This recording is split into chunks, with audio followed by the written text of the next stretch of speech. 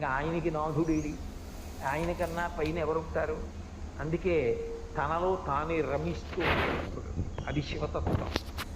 కాబట్టి ఆయనంత యోగి లేడు, ఆయనంత భోగి లేడు, ఆయనంత దూరంగా ఉండేవాడు లేడు, ఆయనంత దగ్గరగా ఉండేవాడు లేడు, ఆయనంత తేలికగా భక్తుల్ని అనుగ్రహించేవాడు లేడు.